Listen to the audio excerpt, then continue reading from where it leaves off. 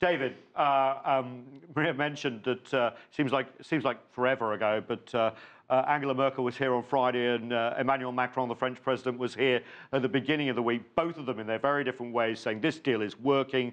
Don't be crazy. Don't pull out. But it seems like from Pompeo's visit and from what the president has said that this deal is dead. Do you think there's any chance of a European side deal? I know I've been following the negotiations as they are. What do you think? Yeah, I think it is the opposite of a done deal, whatever that is. I guess a dead deal. And as you say, Macron and Merkel put up a spirited defence last week. Macron especially, with all his tactile interplay with Donald Trump and use of soft power. But you know, by contrast, this week Benjamin Netanyahu really went for the reality TV approach with that unveiling of documents, and I think we can guess ultimately which one will appeal to Donald Trump more. And you know, in terms of the relationships, my money would be on Netanyahu rather than the European leaders. All of which means I think you know, a European side deal is a real long shot. Really, it's the United States driving this, and more likely to follow the Netanyahu playbook, and Europe somewhat marginalized, you know, doing its best but not having much impact, I wouldn't have thought. Yeah, but Paolo, can you just build on that point? Because I'm a little confused sometimes. This European side deal, the joint plan of action, was signed not just by the Europeans, but by the Russians and the Chinese, and guess who? The Iranians. Yes. But there is no sort of idea of negotiating with the Iranians or the Russians or the Chinese or the Americans. They just want to basically talk to their European allies, maybe split that alliance. Yeah. What does this do? Is this basically saying to Europe, come with us on Iran or get left behind? Well, look, here's the thing. I mean, if we can try to reconstruct the whole thing, let us remember that according to the Obama administration, which masterminded this deal way back in, was it 2015, I guess it was? Yes, it was. The idea was, look, if we engage Iran, if we do this deal, then they will soften up. They will become nicer. They will stop doing all the bad things that have been doing in the neighborhood because because this deal proves to them. They didn't actually say that. Well, it was hoped, but it wasn't in the JCPOA. Absolutely, yeah, but it was definitely the selling point. It was definitely when Obama and Kerry were criticized, what are you doing? No, you don't understand. You know, if we isolate Iran, they're going to be bad guys. If we engage them and do this, then they will do other things, and hopefully, didn't say for sure, but hopefully they will start behaving better in the neighborhood, etc. None of that, of course, happened. The whole ballistic missile issue, which is, of course, outside this deal, continued, you know, unabated and all that. So what Macron, when he was here in Washington, tried to tell Trump, said, look, maybe in order to salvage the deal, maybe we can add a few riders, a few pieces to this. And it is a political deal, isn't it? So it's not a treaty, so you can play with it a bit easier. By the way, let's not forget the U.S. Senate never voted on this, okay? This is a deal made by the administration. It's not a treaty, so it's not binding, you know. Well, it is binding because the UN Security Council said indeed, but not for the United States government. Yeah. The United States government is a different story because it's not an international treaty in a technical sense. But leaving aside, you know, the constitutional, League of Nations stuff, the constitutional niceties. Here's the thing: Iran is still a rogue state. It is quite in the eyes of the U.S. In the eyes of everybody, really, including the Europeans. The difference is the Europeans don't want to go there because they would rather look the other way and pretend that nothing really bad is happening until it's actually happening. And by the way, they've been enticed at the very beginning by the lifting of sanctions, you know, with caravans. Those were real caravans of business people, you know, going to Tehran and trying to sell this and sell that. And well, sanctions were ending. That would happen. happen. So and Russia wouldn't call them a rogue state. Certainly not. So no, and China. I mean, I think under a Western model where they've been under sanctions and the axis of evil and stuff. Where are we now? Now we are at a point that, quite frankly, if the United States pulls out of the deal, notwithstanding all that I've just said, Iran is really not a trustworthy, you know, counterpart. I don't see how this gets any better. But sorry, you said not trustworthy. You said not trustworthy, but Iran, according to the IAEA, the European partners, and China and Russia, the United Nations Security Council, everyone who's sort of invested in this, saying they're completely complying with the deal. So how can you say you don't trust them?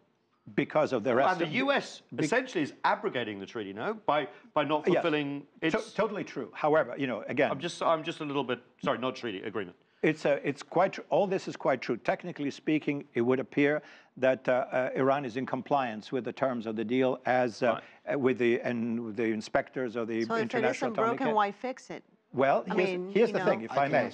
I do not believe personally that by calling this off on May 12 or whenever this is going to be, that we're going to get anything better. I don't think so. Well, that's pretty obvious, and, right? And therefore, quite frankly, under the circumstances, as suspicious as I am about Iran's overall intentions, I don't really believe that Iran has been reformed and has become a nice player in the international community. However, on the terms of the deal, I don't see how pulling out is going to give us anything better. I'm glad we're going to. I can answer that. So I'll tell you why. Because the deal is ridiculous. It's stupid. The deal is all. You sound like the U.S. president there. Because the deal is all for insane Iran. too, It's all.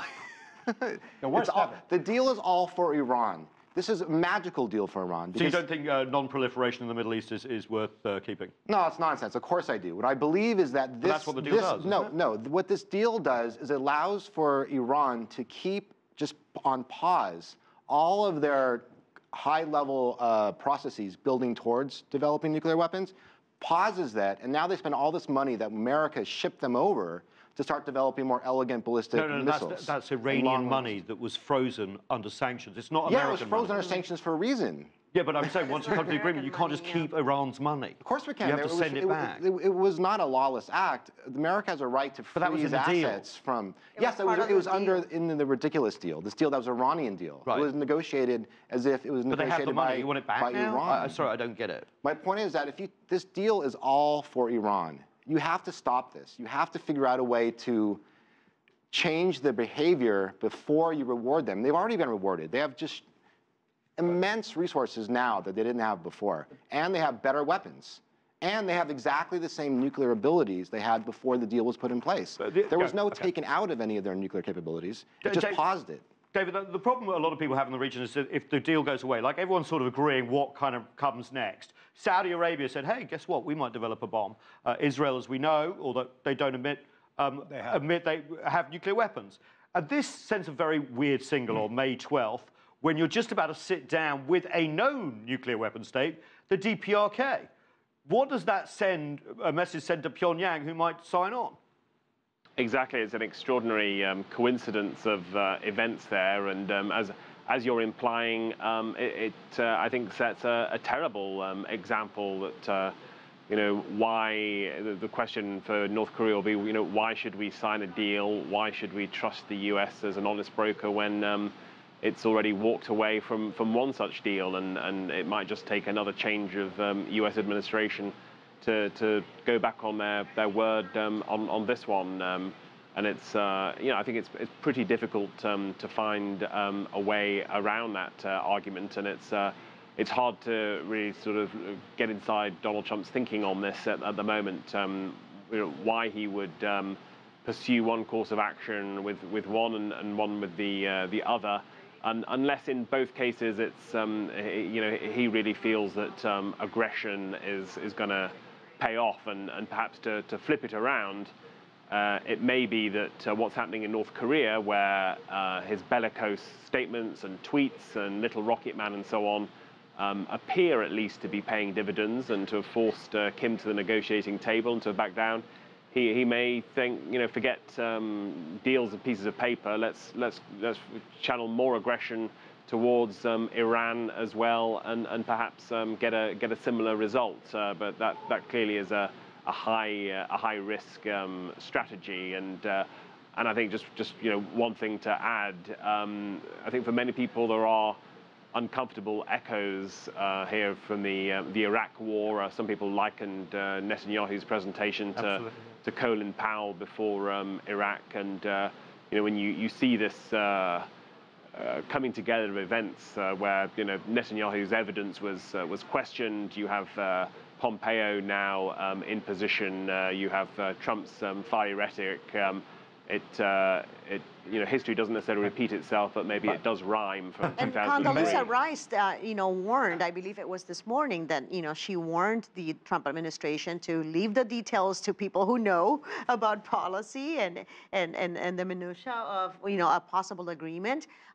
Because I think his point is correct that, we don't want to go down that path where we launch a war with false evidence, like we did with Iraq, with the weapons of mass destruction. So I think that's a very valid point. Trump was one of the biggest critics of the Iraq War in the Republican Party. Trump was criticized by many in his own Republican Party for being so hard on President Bush for the Iraq War. Why now do we think he's going to want to launch into a war? I would say for one reason that David? I would just say for one reason, do you remember there is evidence from radio broadcasts that actually Trump initially supported the Iraq war and has subsequently backtracked for political convenience. And we know how he contradicts himself on so many other things, and he is, after all, an isolationist America First president who nevertheless has whacked Syria twice. So I think it's hard to read off anything from his past actions and statements. Morgan, quickly. Right, but the fact that he whacked Syria twice doesn't mean he's interventionist. It means he did a limited nuclear missile strike against the chemical weapons site. I mean, it's unrealistic for any president to literally have zero footprint abroad.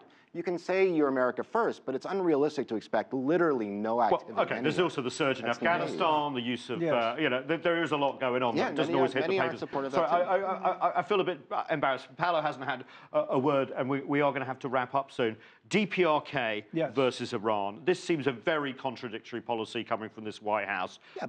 I mean, can they square the circle? And can anyone really trust the word of a president who's about to renege on a nuclear deal and then try and ink one with another power? Well, first of all, we have no idea what's going to happen in the summit with Kim Jong-un. I think, quite frankly, our expectations are a little bit inflated. I don't think we're going to see anything close to the promise of the denuclearization of North Korea, because that's all that North Korea has. North Korea, if I may be so bold to make a prediction, will never, under any circumstances, give up its nuclear weapons. Never. I don't see that happening. They are trying to set conditions. They are trying to set conditions. North Korea without nuclear weapons is Somalia, okay? That's what it is. It's an impoverished gulag state with nothing. True. Nothing whatsoever. Is Trump walking into a trap here? I don't know that. In Pyongyang or the DMZ, is it? I think for now it's fine. I think actually this is a very elegant time for China to step up and play a leadership role in seeing this nascent beginnings of a potential peace agreement to see it through. I think there's a really good way for America and China to bridge some very difficult economic gaps and to get a big foreign policy The problem is a lot of people at the White House think the Trump-Kim Jong-un meeting is the end of a process. Of course, it's going to be the beginning, right? No, of course, absolutely. So but again, back to you, quickly, back to your point. 10 seconds. Is it, of course, there's contradiction. On the other hand, I wouldn't say that the North Korea deal, whatever the deal is going to be, it's just the mirror image of Iran. These are two. Although the topic is the same, nuclear weapons, the circumstances are entirely different. This is something that was negotiated by another president that Trump has lambasted, has always said, we're against it, it's a horrible deal, whatever the merit of that is, and there is nothing better that I can see. Okay, I've really got to cut you off. We're going to be here more on the Iran deal. We're going to be here more on Syria. We're going to be here more on the DPRK and everything. Thanks so much for our guests. Very stimulating discussion. We're slightly overrunning. That's it for this edition of The Heat. But the conversation does continue online. Join us on CGTN America's Facebook page to comment on this or any other show, or chat with us on Twitter at CGTN America. I'm Nathan King in Washington, D.C. Thanks so much for being with us.